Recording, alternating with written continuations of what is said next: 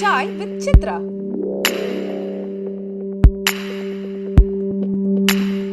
இங்கே கோடம்பாக்கம் பிரிட்ஜுக்கு கீழே டைரக்டர்ஸ் காலனின்னு இருக்குது. அப்போ அங்கே தான் வந்து இப்போ கோகுலம் சிட் ஃபண்ட்ஸ்னு சந்திராபாகம் அதெல்லாம் இருக்குது. ட்ரெஸ் போகிறதுக்கு ஏற்ற மாதிரி அது பக்கத்தில் அது டைரக்டர்ஸ் காலனி. அங்கே தான் வந்து டைரக்டர் குடியிருந்தார் குவார்ட்டர்ஸில். நேராக அங்கே எடுத்துகிட்டு போய் இந்த லெட்டர் கொண்டு போய் கொடுத்தேன். அவரை பார்க்குறதுக்கு அது ஒரு பெரிய பயணம்னு வச்சுக்கிறீங்களேன். அது ஒரு மலையேறின கதை. வந்துட்டு மலையேறி கடைசியாக அவங்க அப்பா வந்து சேர்ந்த சூலூர்லேருந்து அவங்க அப்பா வந்து சேர்ந்தாங்க மணிவன் சாட்டை. இவன் டேரக்டர் எப்போ எந்திரிப்பாருன்னு கண்டுபிடிக்க முடியாது. அவங்க அப்பா வந்து காலையில் வந்து உட்கார ஆரம்பித்தாங்க. அவரை தாஜா பண்ணி டேரக்டர் எப்போ எந்திரிப்பார் ஐயோ நீ நின்றுக்கிட்டே இருக்கிற, அவன் இங்கே இல்லையா ஊருக்கு போய்யா அப்படின்பா. திடீர்னு நான் ஒரு 10 நாள் இப்படி வேஸ்ட் பண்ணிட்டவே, அடாடா ஐயாட்ட கேட்டிருக்கலாமே அப்படின்லாம் நான் கடந்து கடைசியாக தவிச்சு குவிச்சு டேரக்டர் பார்த்து லெட்டர் விட்டேன். லெட்டர் கொடுக்கட்டி வீட்டுக்குள்ளே கூப்பிட்டேன். வீட்டுக்குள்ளே போனால் இவ்வளோ தான் ரூமு. இந்த ரூமுக்குள்ளே 3/4 வாசிக்கு ஒரு பெரிய காட்போர்டு சார். அந்த போர்டு முழுக்க ஒரே குலோ சுத்தம் பாரதிராஜா சார். ஆமாம், அதை பார்க்க விட்டு பிரமிச்சு போயிட்டேன். வந்துட்டு ஒரு குருநாதர் மேலே மரியாதை இருக்க வேண்டியதான். ஆனால் இவ்வளோ பெரிய மரியாதைங்கிறத அவரை அளவு வச்சு காமிச்சிருக்காரு. இதுக்கும் மேலே அப்படிங்கிற மாதிரி ஃபீல் பண்ணியிருக்காரு. அப்படிங்கிற போது அந்த குரு மரியாதையை அங்கே பார்த்தேன். பார்க்க விட்டு அவர் உட்கார சொன்னார். ஆனால் அவர் நின்றுக்கிட்டு இருந்தார். இந்த குரு மரியாதை எனக்கு வர ஆரம்பிச்சிச்சு அங்கேருந்து. சூப்பர் ஐயா சார் நீங்கள் உட்காரு. உட்கார்றா இப்போ என்னடா நம்ம வீட்டுக்குள்ள தான்டா இருக்கேன், உட்கார் நீங்கள் உட்காருங்க சார். அவர் உட்கார்ந்ததுக்கப்புறம் தான் உட்கார்ந்தேன். அங்கேயே குரு மரியாதை எனக்கு வர ஆரம்பிச்சிச்சு. அப்புறம் என்ன போச்சு, கதை சொல்கிறான் அப்படின்னாங்க. திடீர்னு கதை சொல்கிறான்னு கேட்டுவிட்டாங்களே என்னடா பண்ணுறது அப்படின்னு சொல்லிட்டு நான் இந்த கர்ணன் சாரினுடைய ஜெய்சங்கர் சார் நடித்தது கங்காங்கிற படம். அந்த படம் மனசில் ரொம்ப பதிஞ்சிருச்சு. ஒரு டிஃப்ரெண்ட்டாக சொல்லுவோம் அப்படிங்கிற மாதிரி ஒரு அசட்டு தைரியத்தில் அந்த கங்கா படத்தினுடைய கதையை இந்த குதிரை இதில் இந்த சமாச்சாரம் துப்பாக்கி இதெல்லாம் விட்டுட்டு ஒரு கிராமம், அந்த கிராமத்தை வந்து காப்பாற்றுறதுக்காக அவர் குடும்பத்தில் அப்பா அம்மாவை வந்து இழந்துட்டு அதே அப்பாவை இழந்த இடத்துலையே அந்த வில்லன்களையும் கொண்டு வந்து புதைக்கணும் அப்படின்னு சொல்லிட்டு ஃபீல் பண்ணி ஒரு சப்ஜெக்ட் வில்லேஜை வச்சே சொன்னேன். அதாவது புதுசாகலாம் சொல்ல, அந்த குதிரையில் வர்றது அப்போ ஒரு மியூசிக் ஒன்று போடுவாங்க இங்கிலீஷ் ஹாலிவுட் மியூசிக், அந்த மியூசிக்கெல்லாம் சொல்லாமல் இதை மட்டும் சொன்னேன். நல்லா இருக்குடா அப்படின்ட்ட சாரு. சரி நாளைக்கு வாகினி ஸ்டுடியோக்கு கேசவன் சார் பி கந்தசாமி ஆமாம் எடிட்டர் அவர் ரூமுக்கு வந்துடு, நான் எடிட்டிங் வர்றேன் அங்கே வந்துடு அப்படின்ட்டாங்க. உடனே சரின்னு சொல்லிட்டு அங்கே போனேன். அங்கே போய் சேர்ந்துட்டு இதுக்குள்ளே ஒரு அந்த அந்த வாகினி ஸ்டுடியோக்குள்ளே போகிறதுக்கு நான் பண்ண ஒரு ஸ்கிரிப்ட் ஒன்று இருக்குது.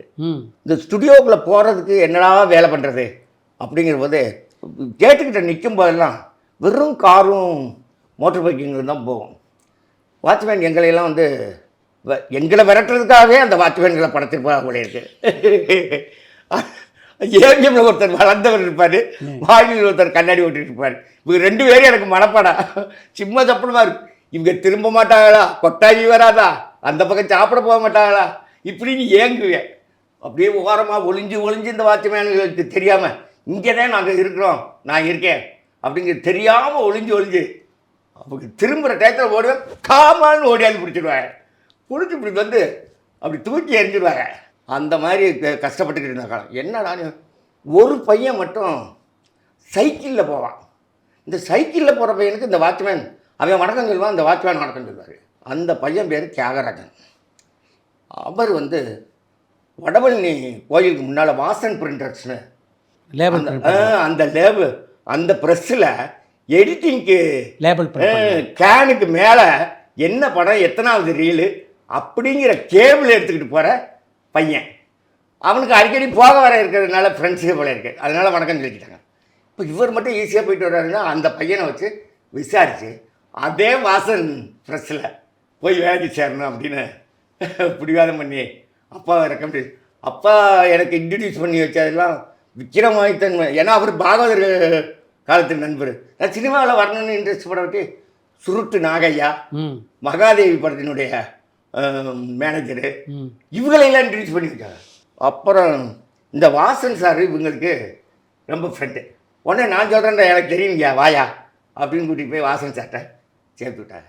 அவர் கொடுத்தாரு பாருங்க வேலை. பேப்பர் லோடு ப்ரெஸ்ஸுக்கு ஜாபர்கான்பேட்டையிலேருந்து இந்த பக்கம் பிக் பஜார் அங்கேருந்து பேப்பர் லோடு எடுத்துகிட்டு வர்றது வண்டியில். இந்த வேலை தான் முதல்ல கொடுத்தாங்க. உள்ளுக்குள்ளே நுழையவே விட மாட்டார். கம்போஸ் பண்ணுற இடம் இதுக்குள்ளேலாம் நுழைய விட மாட்டார். இப்படியே இது பண்ணிவிட்டு இப்படியே அனுப்பிச்சுடுறாரு காசு கொடுத்து, சம்பளத்தை கொடுத்து. அப்போது ₹1 தான் சாப்பாடு. அங்கேயே பக்கத்துலேயே வடமே இல்லை. ஃபுல் மீல்ஸு ₹1 வந்துச்சு. அப்போயே ₹10 கொடுத்தாரு சம்பளத்துக்கு சம்பளமாச்சு. இந்த தியாகராஜனையே ஃபாலோ பண்ணிக்கிட்டு இருந்தேன், கேன் எடுத்துக்கிட்டு போகிறவரே. அப்போ அவருக்கு ஒரு நாள் வந்து ஜுரம் வந்துடுச்சு. இந்த கேன் லேபிள் எடுத்துக்கிட்டு போகிற டயத்தில் இது எப்படா வரும்னே நான் காத்துக்கிட்டு இருந்தேன். ஒன்று அவர்கிட்ட கெஞ்சி பார்த்தேன். அவர் என்னை கூட்டிகிட்டு போகிறதா இல்லை, அது ஆட்டோமேட்டிக்காக வந்துடுச்சு. அப்போ வாசன் சார், டேய் இதை எடுத்து போய் வாங்கி ஸ்டுடியோவில் இன்னும் எடிட்டர்கிட்ட இந்த ரூமில் இத்தனை நம்பர் ரூமில் கொண்டு போய் கொடுக்கணும், கொடுத்துட்டு வந்துடுவியா அப்படின்னாரு. கொடுத்துட்டு வந்துடுவியா அப்படின்னு சந்தோஷம்னா கொள்ளலை மனத்துக்குள்ள. இதற்காகத்தான ஆசைப்பட்டாய் பால மாதிரி அதான் உனக்கு ஒரு அதிர்ஷ்டம் கிடச்சிருச்சு நான் ஸ்டுடியோக்குள்ளே போகிறதுக்கு அப்படின்னு முதல்ல ஸ்டுடியோக்குள்ளே நுழைஞ்சேன். ஸ்டுடியோக்குள்ளே அப்போ நுழையும் போது வண்டிக்கார மகன் ஜெய்சங்கர் சார் தான் அதெல்லாம் நடந்துக்கிட்டு இருந்துச்சு. அப்போ அந்த ஷூட்டிங் போகும்போது இதையும் விட ஒரு மரியாதையான ஒரு கேரக்டர் உள்ளுக்குள்ளே இருக்குது. அது யாருன்னு பார்த்தா டேரக்டரு அந்த சமாச்சாரம்லாம் ஓரளவு பார்த்தாச்சு, அவங்க தான் சீஃப்னு. அந்த டேரக்டரே மரியாதை கொடுக்குறது யாருக்குன்னு பார்த்தாக்கா இந்த ரிப்போர்ட்டர். அவங்க கையில் பேடு வச்சுக்கிட்டு எழுதும்போது அவ்வளோ ரெஸ்பெக்டாக உட்கார சொல்லி காப்பி கொடுத்து மரியாதையாக பண்ணாங்க. ஆகா இதுக்கு அடுத்த ஸ்டேஜ் நம்ம ரிப்போர்ட்டர் ஆகணும் அப்படின்னு சொல்லிட்டு. அப்போ அந்த காலத்தில் உள்ள கரீம்னு சொல்லிட்டு தமிழ் சினிமா கரீம், அவர் கோடம்பக்கம் பிரிட்ஜில் ரைட் சைடில் மேலே ஆஃபீஸ் வச்சுருந்தார். அவரை தேடி கண்டுபிடிச்சி தேசபக்தன் ஒரு பத்திரிக்கை 2 பத்திரிக்கை நடத்திக்கிட்டு இருந்தார். அவர்கிட்ட என்ன ஒருத்தர் ரெக்கமெண்டேஷன் பண்ணாங்க. சரின்னு அங்கே போனேன் அவர்கிட்ட. அவர் போகவும் சினிமா பகுதி சமாச்சாரத்தில் போய் எல்லாரையும் பேட்டி எடு அப்படின்னு சொல்லிட்டு ஐடி கார்டு கொடுத்து என்ன பண்ணாங்க. அந்த தேசபக்தன் தமிழ் சினிமா அதை வச்சுக்கிட்டு ஸ்டுடியோக்களையெல்லாம் போகிற வாய்ப்பு கிடைச்சது. முதல்ல ஜெய்சங்கர் சார் பர்த்டேக்கே என்ன அனுப்பிச்சி வச்சாங்க. காலேஜ் ரோட்டில் ராஜாராம்னு சொல்லிட்டு ஜெய்சங்கர் சார் மேனேஜர். அவர் நான் வந்து ஃபோட்டோவெல்லாம் வாங்கிட்டு வாழ்த்து போட்டுறேன் சார், நீங்கள் எழுதி கொடுங்க அப்படின்னு. இந்தாங்க சார் அப்படின்னு எழுதி கொடுக்குறது. எப்போயும் யூஸ்வலாக மனமாற வாழ்த்துக்கிறேன் அப்படிங்கிற மாதிரி போடுங்க சார் அப்படின்னு சொல்லிவிட்டு நான் போயிட்டு வரேன் சார் அப்படின்னு கிளம்புற என் கையில் ஒரு கவர் கொடுத்தாரு ராஜாராம் சார். வெளியில் வந்து பார்க்குறேன் ₹1000 சார். பஸ்ஸு டிக்கெட்லாம் அப்போ வந்து 30 பைசா 25 பைசா இதுக்கு இல்லாமல் நடந்து போகிற காலங்கள். நாங்கள் திடீர்னு ₹1000 பார்க்க பிரமிச்சு போய் என்னடா வாழ்க்கை, தொழில்னா இது இல்லடா தொழில், செத்தால் இந்த தொழிலை விட்டு போகக்கூடாது. ஜெய்சங்கரை பார்க்க வேண்டியதுக்கு ஜெய்சங்கரை பார்த்தாச்சு. உள்ளே போனோம்னாக்கா கையில் காசை கொடுத்து கரும்பையும் கொடுத்து கரும்புதிங்க காசையும் கொடுக்குறாப்பா விடக்கூடாது அப்படின்னு சொல்லிட்டு சந்தோஷம்னா அப்படி சந்தோஷம். மனுஷன்னாக்கா ஜெய்சங்கர் மாதிரி பார்க்க முடியாது. வெளியில் வந்து நின்று அவர்கிட்ட பேசின அந்த குறிப்புகளையெல்லாம், ராஜாராம் சார்கிட்ட பேசின குறிப்புகளையெல்லாம் ஆசிரியர்கிட்ட கொண்டு போய் கொடுக்கணும்ல, அதுக்காக எழுதிக்கிட்டேன் அந்த வாழ்த்து இதெல்லாம். அதுக்குள்ளாக 3 ப்ரெஸ் ரிப்போர்ட்டுங்க உள்ளே போகிறாங்க. போயிட்டு அவங்க வரும்போதும் அவங்கள்ட்டையும் அதே மாதிரி கவர் சார். அப்போ பார்த்தேன், ஆகா நேரடியாக ஒரு வள்ளலை பார்த்துட்டான். கேள்விப்பட்டிருக்கோம் ஒரு வள்ளலை, எம்ஜிஆர் ஐயாவை, நேரடியாக ஒரு வள்ளலை பார்த்துட்டான் அப்படின்னு சொல்லிட்டு அவ்வளோ சந்தோஷம்.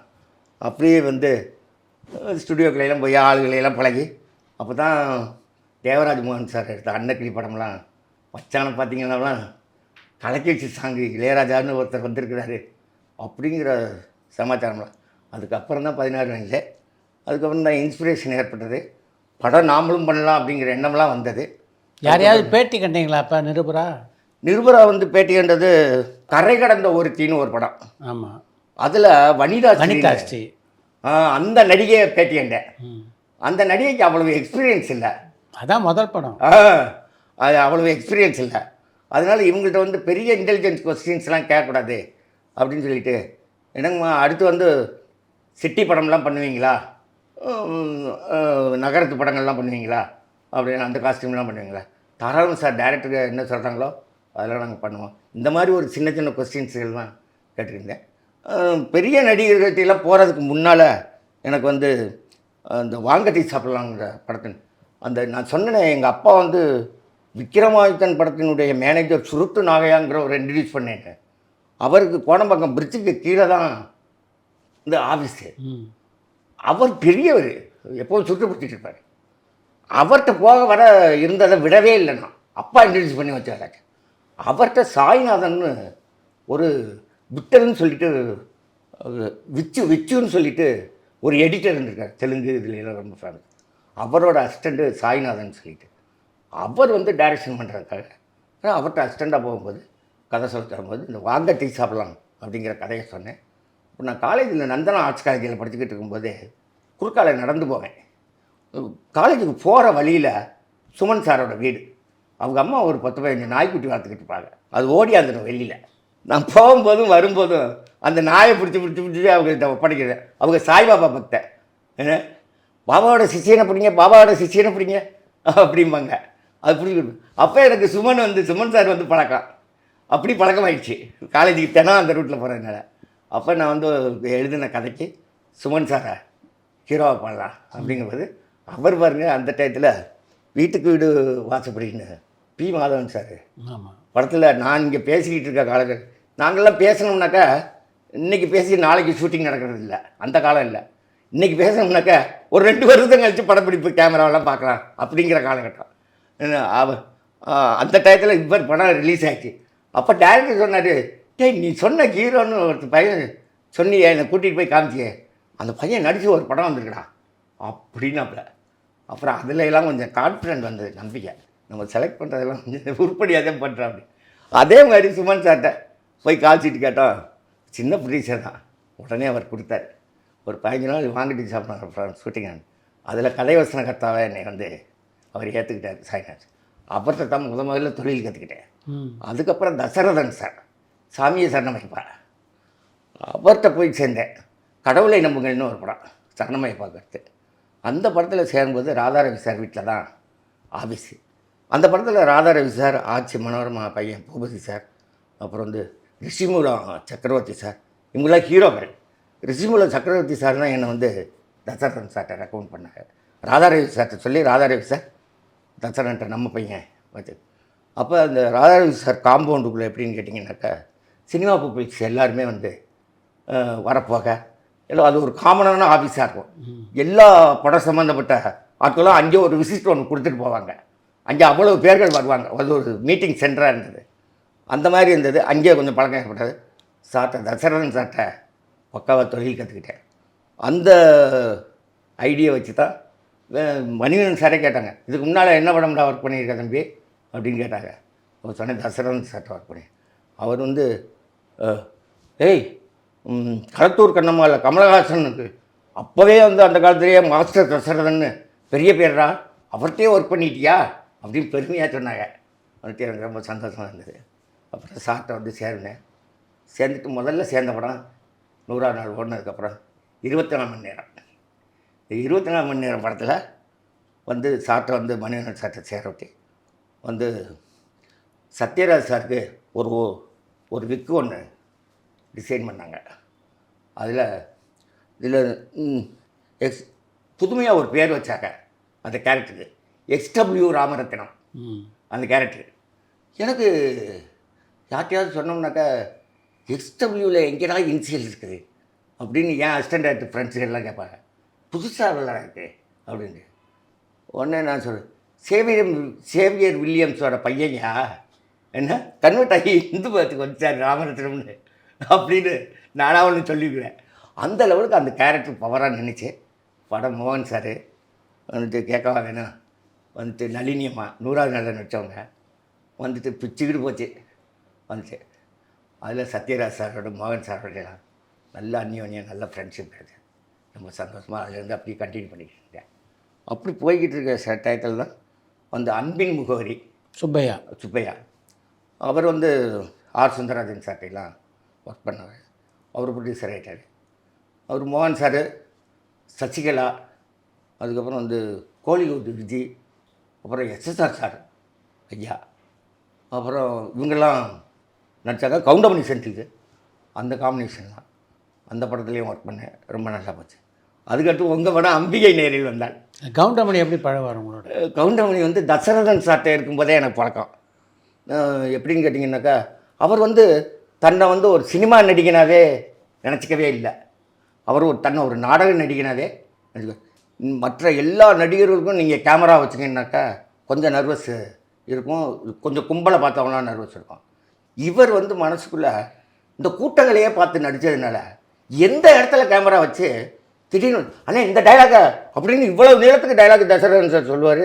அவ்வளோ நீளத்துக்கு சர்வ சாதாரணமாக போய் பேசிட்டு எடுத்துட்டியாப்பா அப்படின்னு வந்து கேட்பார்.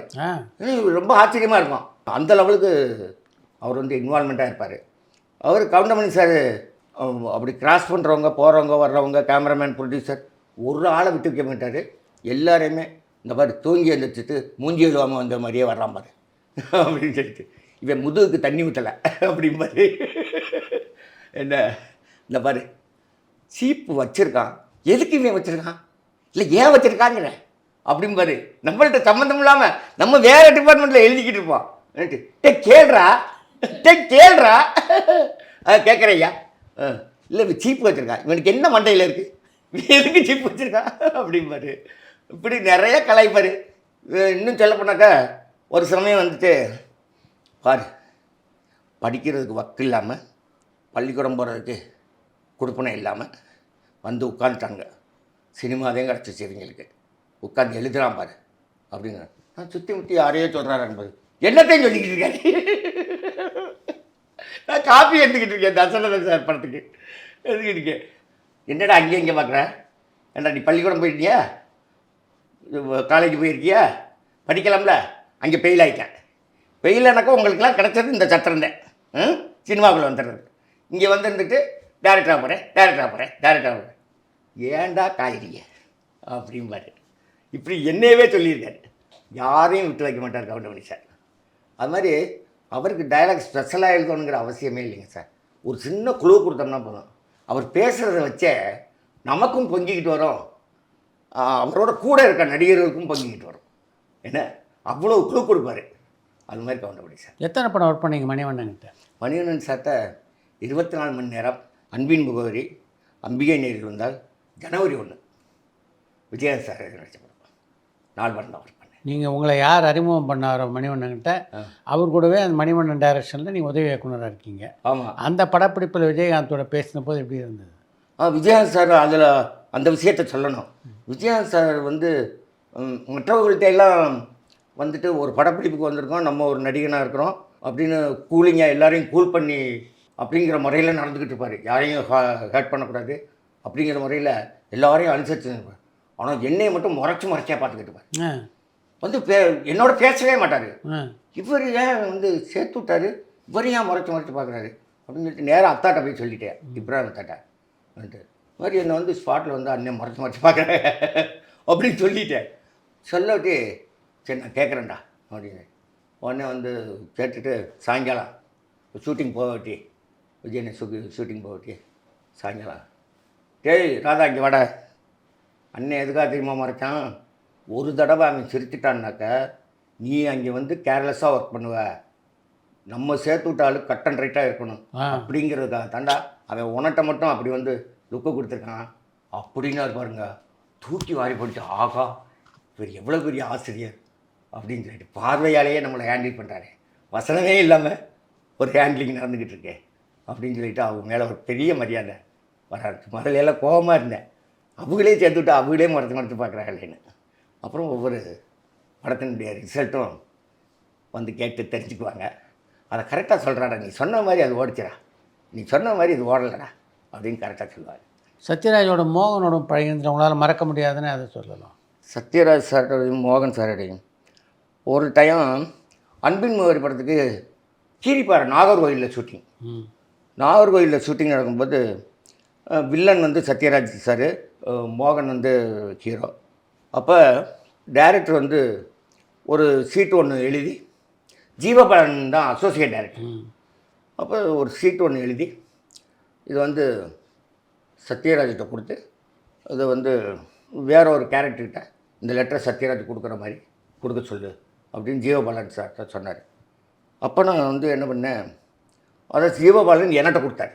இது வந்து கருப்பு சுப்பையா அவர்கிட்ட கொடுக்குற மாதிரி சீனு இந்த டைலாக் எழுதிடு அப்படின்னு.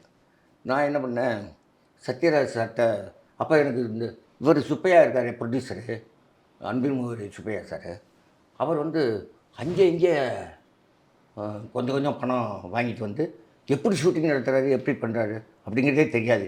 நாளைக்கு நடக்குமா நடக்காதா அப்படிங்கிற அளவில் எக்கனாமிக்கலாக அவர் ரொம்ப இதில் என்னன்னாக்கா அந்த படத்துக்கு மட்டும் டைரக்டர் வந்து எப்போ கேப்பு கிடைக்குதோ அப்போதான் பண்ணி தருவேன்னு முதல்ல வந்து சொல்லியிருக்காங்க.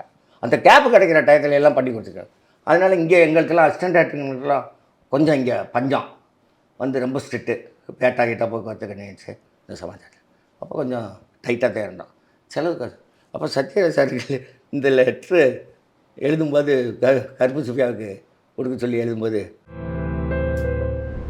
மணிவண்ணனை பொறுத்த வரைக்கும் ரொம்ப கோவக்காரர். ஆமாம், உங்களை வந்து கடுமையாக அப்பா திட்டிருக்காரா? இல்லை சார், அவர் வந்து நீங்கள் நினைக்கிற மாதிரி அவர் கோவக்காரரே இல்லை சார். நான் வந்து இதை ஒத்துக்க மாட்டேன். எப்படின்னு கேட்டிங்கனாக்கா, உங்கள் பாயிண்ட் ஆஃப் வியூவில் நீங்கள் கோவக்காரர்னு ஒத்துக்கிட்டீங்கல்ல, இதுதான் அவர் போடுற வேஷம், அவரோட நடிப்பு திறமை. அதாவது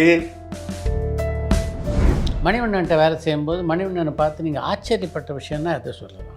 மணிவண்ணன் சார்ட்ட ஆச்சரியப்பட்ட விஷயம், காலையில் நீங்கள் வீட்டுக்கு போனீங்கன்னாக்கா வாமிட் எடுக்கிற சத்தம் கேட்கும் பயங்கரமாக. வா ஊ பெரிய ராட்சசனோட இப்போ வந்து இந்த கேம்ஸில் சவுண்டு வரல குழந்தைய பார்க்கும்போது அது ஆ ஊ அப்படின்னு யாரோடைய சண்டை போடுற மாதிரி பயங்கரமாக சவுண்டு கேட்கும். எந்த காலகட்டத்தில் தூரதர்ஷனில் நீங்கள் வேலைக்கு சேர்ந்தீங்க? மணிவண்ணன் சாரை விட்டு விலகி வந்துட்டு இப்படிலாம் கொஞ்சம் அலைஞ்சதுக்கப்புறம் வலம்புரி ஜான். பரபரப்பான சினிமா செய்திகள், நட்சத்திரங்களின் பேட்டிகள், சினிமா வரலாறு ஆகியவற்றை பார்க்கவும் படிக்கவும் உங்களுக்கான இணையதளம் tourantalkies.co.